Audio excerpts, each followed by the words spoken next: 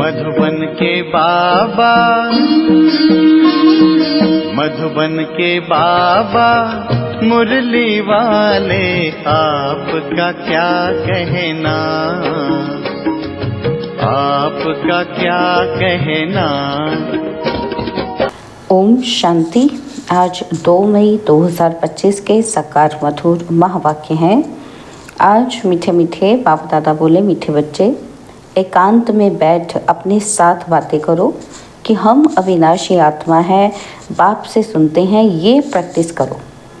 बाबा ने कहा, मीठे बच्चे एकांत में बैठ अपने साथ बातें करो, हम अविनाशी आत्मा है, बाप से सुनते हैं, ये प्रैक्टिस करो। बाबा ने आज प्रश्न पूछा है कि जो बच्चे याद में अलबेले हैं उनके मुख से कौन से बोल निकलते हैं। तो उत्तर में बाबा ने कहा कि वो कहते हैं कि हम तो शिव बाबा के बच्चे हैं ही, याद में ही हैं। लेकिन बाबा कहते हैं ये सब गपोड़े हैं, अलबेलापन है, इसमें तो पुरुषार्थ करना है। सवेरे उठ अपने को आत्मा समझ बैठ जाना है, रूह रिहान करनी है। आत्मा ही बातचीत करती है। अभी तुम देही अभिमानी बनते हो, देही अभिमानी बच्चे ही याद का चाट रखेंगे, सिर्फ ज्ञान की लबार नहीं लगाएंगे।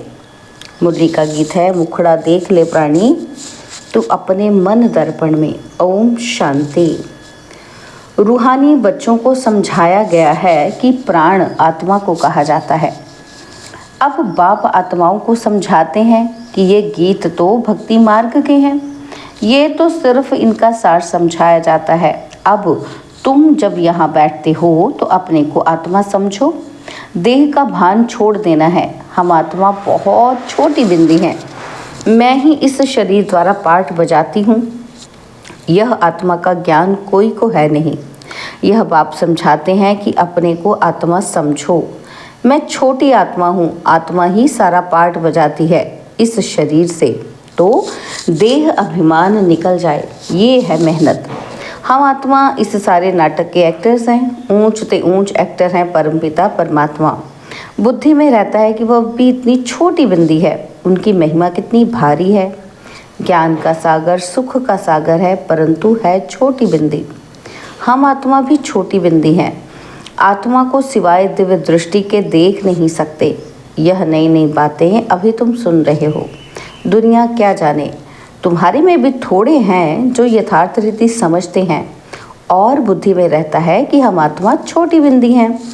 हमारा बाप इस ड्रामा में मुख्य एक्टर है। ऊंच ते ऊंच एक्टर बाप हैं, फिर फलाने फलाने आते हैं। तुम जानते हो बाप ज्ञान का सागर है, परंतु शरीर बिगड़ तो ज्ञान सुना ना सके, शरीर द्वारा ही बोल सकते हैं। अशरीरी होने से ऑर्गन्स अलग हो जाते हैं। भक्ति मार्ग में तो देहधारियों का ही सिमरण करते, परमपिता परमात्मा के नाम रूप देश काल को ही नहीं जानते। बस कह देते कि परमात्मा नाम रूप से न्यारा है। बाप समझाते हैं, क्या समझाते हैं बाबा? बाबा कहते हैं ड्रामा अनुसार तुम जो नंबर 1 सतो प्रधान थे ना, तुमको ही फिर सतो प्रधान बनना है। तमो प्रधान से सतो प्रधान बनने के लिए तुम्हें फिर ये अवस्था मजबूत रखनी है। कौन सी अवस्था? कि हम आत्मा हैं। आत्मा इस शरीर द्वारा बात करती है, उनमें ज्ञान है। ये ज्ञान और कोई की बुद्धि में नहीं है कि हमारी आत्मा में 84 जन्मों का पाठ अविनाशी नूंधा हुआ है। ये बहुत नई नई पॉइंट्स है। एकांत में बैठकर अपने साथ ऐसी ऐसी बातें करनी है। कौन सी? कि मैं आत्मा हूँ, बाप से सुन रहा हूँ। धारणा मुझ आत्मा में होती है और मुझ आत्मा में ही पाठ भरा हुआ है। मैं आत्मा अविनाशी हूँ, ये अंदर घुटना चाहिए। हमको तमो प्रधान से सतो प्रधान बनना है। देह अभिमानी मनुष्यों को आत्मा का भी ज्ञान नहीं है। कितनी बड़ी बड़ी किताबें अपने पास रखते हैं, अहंकार कितना है। यह है ही तमो प्रधान दुनिया। ऊंच ते ऊंच आत्मा तो कोई भी है नहीं। तुम जानते हो कि अब हमें तमो प्रधान से सतो प्रधान बनने का पुरुषार्थ करना है। इस बात को अंदर में घोटना है। ज्ञान सुनाने वाले तो बहुत हैं, परंतु याद है नहीं। अंदर में वह अंतर्मुखता रहनी चाहिए। हमको बाप की याद से पतित से पावन बनना है। सिर्फ पंडित नहीं बनना है। इस पर एक पंडित का मिसाल भी है। माताओं को कहते हैं कि राम राम करने से पार हो जाएंगे, तो ऐसे लबाड़ी नहीं बनना है। ऐसे बहुत हैं, समझाते बहुत अच्छा है, परंतु योग है ही नहीं। सारा दिन देह अभिमान में रहते हैं। नहीं तो बाबा को चार्ट भेजना चाहिए कि हाँ मैं इस समय उठता हूँ, इतना याद करता हूँ। कुछ भी समाचार नहीं देते। ज्ञान की बहुत लबाड़ मारते हैं, गप्पे मारते हैं, योग है ही नहीं। भल बड़ों बड़ों को ज्ञान देते हैं, परंतु योग में कच्चे हैं। सवेरे उठ बाप को याद करना है। बाप, बाबा आप कितने मोस्ट बिलवेड हो। कैसा ये विचित्र ड्रामा बना हुआ है। कोई भी ये राज नहीं जानते, ना आत्मा को ना परमात्मा को जानते हैं। इस समय मनुष्य जानवर से भी बदतर हैं। हम भी ऐसे ही थे। माया के राज्य में कितनी दुर्दशा हो जाती है। यह ज्ञान तुम कोई को भी दे सकते हो। बोलो, तुम आत्मा अभी तमो प्रधान हो, तुम्हें सतो प्रधान बनना है। पहले तो अपने को आत्मा समझो। गरीबों के लिए तो और ही सहज है। साहूकारों के ते लफड़े ही बहुत रहते हैं। बाप कहते हैं मैं आता ही हूँ साधारण तन में, ना बहुत गरीब ना बहुत साहूकार। अभी तुम जानते हो कि कल्प कल्प बाप आकर हमको यही शिक्षा देते हैं। क्या शिक्षा देते हैं बाबा?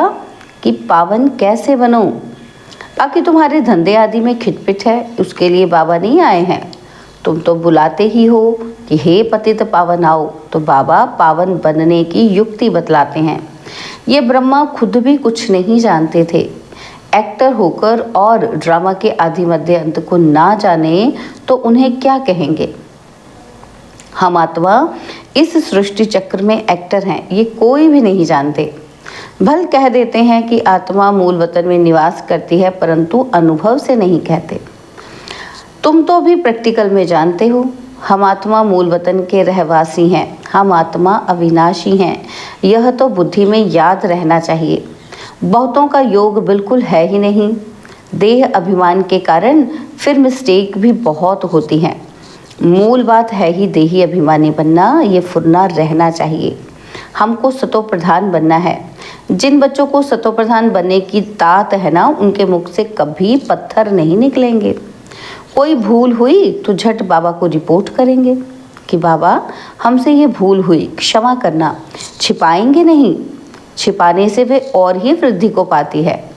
बाबा को समाचार देते रहो। बाबा लिख देंगे कि तुम्हारा योग ठीक नहीं। पावन बनने की ही मुख्य बात है। तुम बच्चों की बुद्धि में 84 जन्मों की कहानी है। जितना हो सके बस यही चिंता लगी रहे कि सतो प्रधान बनना है। देह अभिमान को छोड़ देना है। तुम हो राज ऋषि। हठ योगी कभी राजयोग सिखला न सके। राजयोग बाप ही सिखलाते हैं, ज्ञान भी बाप ही देते हैं। बाकी इस समय है तमो प्रधान भक्ति। ज्ञान सिर्फ बाप संगम पर ही आकर सुनाते हैं। बाप आए हैं तो भक्ति खत्म होनी है, ये दुनिया भी खत्म हो जानी है। ज्ञान और योग से सत्य की स्थापना होती है। भक्ति चीज़ ही अलग है। मनुष्य फिर कह देते कि दुख सुख यहाँ ही है। अभी तुम बच्चों पर बड़ी रिस्पॉन्सिबिलिटी है। अपना कल्याण करने की युक्ति रचते रहो। यह भी समझाया है कि पावन दुनिया है शांति धाम और सुख धाम। यह है अशांति धाम, दुख धाम। पहली मुख्य बात है योग की। योग नहीं है तो ज्ञान की लबार है, सिर्फ पंडित मुआफिक। आजकल तो रिद्धि सिद्धि भी बहुत निकली है, इनसे ज्ञान का कनेक्शन नहीं है। मनुष्य कितना झूठ में फंसे हुए हैं, पतित हैं। बाप खुद कहते हैं कि मैं पतित दुनिया, पतित शरीर में आता हूँ। पावन तो कोई यहाँ है ही नहीं। यह तो अपने को भगवान कहते ही नहीं। ये तो कहते हैं कि मैं भी पतित हूँ। पावन होंगे तो फरिश्ता बन जाएंगे। तुम भी पवित्र फरिश्ता बन जाएंगे। तो मूल बात यही है कि हम पावन कैसे बने। याद बहुत ज़रूरी है। जो बच्चे याद में अलबेले हैं वो कहते हैं कि हम शिव बाबा के बच्चे तो हैं ही, याद में ही हैं। लेकिन बाबा कहते ये सब गोपोड़े हैं, अलबेलापन है। इसमें तो पुरुषार्थ करना है। सवेरे उठ अपने को आत्मा समझ बैठ जाना है। रूह रिहान करनी है। आत्मा ही बातचीत करती है ना। अभी तुम देही अभिमानी बनते हो। जो कोई का कल्याण करता है तो उनकी महिमा भी की जाती है ना, वह होती है देह की महिमा। यह तो है निराकार परमपिता परमात्मा की महिमा। इसको भी तुम समझते हो। यह सीढ़ी और कोई की बुद्धि में थोड़ी होगी। हम 84 जन्म कैसे लेते हैं, नीचे उतरते आते हैं। अब तो पाप का घड़ा भर गया है, वह साफ कैसे हो। इसलिए बाप को बुलाते हैं। तुम हो पांडव संप्रदाय, रिलीजो भी पॉलिटिकल भी हो। बाबा सब रिलीजन की बातें समझाते हैं, दूसरा कोई समझा ही ना सके। बाकी वह धर्म स्थापन करने वाले क्या करते हैं, उनके पिछाड़ी तो औरों को भी नीचे आना पड़ता है। बाकी वह कोई मोक्ष थोड़ी देते हैं। बाप ही पिछाड़ी में आकर सबको पवित्र बनाए वापस ले जाते हैं। इसलिए उस एक के सिवाय और कोई की महिमा है ही नहीं। ब्रह्मा की व तुम्हारी कोई महिमा नहीं है। बाबा ना आता तो तुम भी क्या करते। तो अब बाप तुमको चढ़ती कला में ले जाते हैं। गाते भी है ना कि तेरे भाने सर्व का भला, परंतु अर्थ थोड़ी समझते हैं, महिमा तो बहुत करते हैं। अब बाप ने समझाया है, अकाल तो आत्मा है, उनका ये तख्त है। आत्मा अविनाशी है, काल कभी खाता नहीं। आत्मा को एक शरीर छोड़ दूसरा पाठ बजाना है, बाकी लेने के लिए कोई काल आता थोड़ी है। तुमको कोई के शरीर छोड़ने का दुख नहीं होता है। शरीर छोड़कर दूसरा पाठ बजाने गया तो रोने की क्या दरकार है।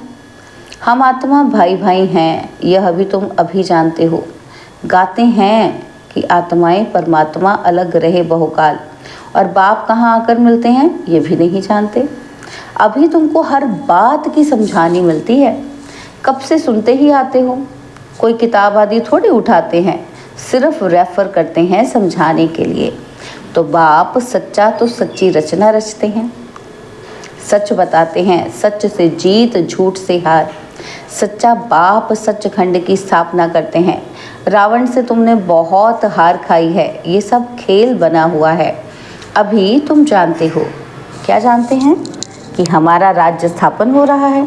फिर ये सब नए सब होंगे ही नहीं, ये तो सब पीछे आए हैं। यह सृष्टि चक्र बुद्धि में रखना कितना सहज है। जो पुरुषार्थी बच्चे हैं वो इसमें खुश नहीं होंगे कि हम ज्ञान तो बहुत अच्छा सुनाते हैं, साथ में योग और मैनर्स भी धारण करेंगे। सिर्फ ज्ञान नहीं सुनेंगे, क्या करेंगे, साथ में योग और मैनर्स भी धारण करेंगे। तुम्हें बहुत बहुत मीठा बनना है, कोई को दुख नहीं देना है, प्यार से समझाना चाहिए। पवित्रता पर भी कितना हंगामा होता है, वह भी ड्रामा अनुसार होता है। ये बना बनाया ड्रामा है ना, ऐसे नहीं कि ड्रामा में होगा तो मिलेगा, नहीं, मेहनत करनी है। देवताओं मिसल दैवी गुण धारण करने हैं, लून पानी नहीं बनना है। देखना चाहिए कि हम उल्टी चलन चलकर बाप की इज्जत तो नहीं गवाते हैं। सतगुरु का निंदक ठौर न पाए, यह तो सत्य बाप है, सत्य टीचर है। आत्मा को अब स्मृति रहती है। बाबा ज्ञान का सागर सुख का सागर है, तो ज़रूर ज्ञान देकर गया हूँ तभी तो गायन होता है। इनकी आत्मा में कोई ज्ञान था क्या? आत्मा क्या, ड्रामा क्या है, ये कोई भी नहीं जानते। जानना तो मनुष्यों को ही है ना। रुद्र यज्ञ रचते हैं तो आत्माओं की पूजा करते हैं। उनकी पूजा अच्छी व दैवी शरीरों की पूजा अच्छी। तो ये शरीर तो 5 तत्वों का है, इसलिए एक शिव बाबा की पूजा ही अव्यभिचारी पूजा है। अभी उस एक से ही सुनना है, इसलिए कहा जाता है हियर नो इविल। ग्लानि की कोई बात न सुनो, मुझ एक से ही सुनो। यह है अव्यभिचारी ज्ञान। मुख्य बात है, जब देह अभिमान टूटेगा तभी तुम शीतल बनेंगे। बाप की याद में रहेंगे तो मुख से भी उल्टा सुल्टा बोल नहीं बोलेंगे, कुदृष्टि नहीं जाएगी, देखते हुए जैसे देखेंगे ही नहीं। हमारा ज्ञान का तीसरा नेत्र खुला हुआ है। बाप ने आकर त्रिनेत्री त्रिकालदर्शी बनाया है। अब तुमको तीनों कालों तीनों लोकों का ज्ञान है। अच्छा, मीठे मीठे सिकिलदे बच्चों प्रति माता पिता बाप दादा का याद प्यार और गुड मॉर्निंग। रूहानी बाप की रूहानी बच्चों को नमस्ते। हम रूहानी बच्चों की रूहानी बाप दादाजी को दिल व जान सिकवा प्रेम से नमस्ते। ओम शांति। प्यारे बाबा, मीठे बाबा, मेरे बाबा, शुक्रिया बाबा, शुक्रिया बाबा, शुक्रिया। धारणा के लिए मुख्य सार है। पहला पॉइंट है, ज्ञान सुनाने के साथ साथ योग में भी रहना है। अच्छे मैनर्स धारण करने हैं। बहुत मीठा बनना है। मुख से कभी पत्थर नहीं निकालने हैं। और सेकंड पॉइंट है, अंतर्मुखी बन एकांत में बैठ अपने आप से रूह रिहान करनी है। पावन बनने की युक्तियाँ निकालनी है। सवेरे सवेरे उठकर बाप को बड़े प्यार से याद करना है। बाबा ने आज वरदान दिया, वायरलेस सेट द्वारा विनाश काल में अंतिम डायरेक्शंस को कैच करने वाले वॉइसलेस भव। वायरलेस सेट द्वारा विनाश काल में अंतिम डायरेक्शंस को कैच करने वाले वॉइसलेस भव। विनाश के समय अंतिम डायरेक्शंस को कैच करने के लिए वॉइसलेस बुद्धि चाहिए। जैसे वे लोग वायरलेस सेट द्वारा एक दूसरे तक आवाज़ पहुंचाते हैं कि यहाँ है, वॉइसलेस की वायरलेस। यहाँ पर क्या है, बाबा कहते हैं वॉइसलेस की वायरलेस। इस वायरलेस द्वारा आपको आवाज़ आएगा। क्या आवाज़ आएगा कि इस सेफ स्थान पर पहुँच जाओ।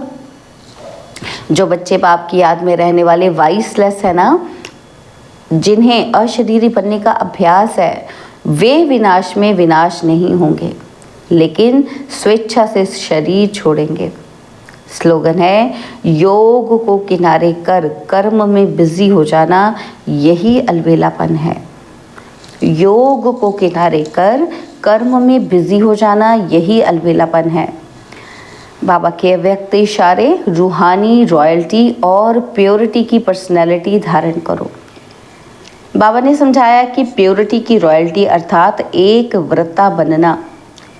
एक बाबा दूसरा न कोई। इस ब्राह्मण जीवन में संपूर्ण पावन बनने के लिए एक व्रता का पाठ पक्का कर लो। वृत्ति में शुभ भावना शुभ कामना हो। दृष्टि द्वारा हर एक को आत्मिक रूप में व फरिश्ता रूप में देखो। कर्म द्वारा हर आत्मा को सुख दो और सुख लो। कोई दुख दे, गाली दे, इंसल्ट करे तो आप सहनशील देवी सहनशील देव बन जाओ। ओम शांति।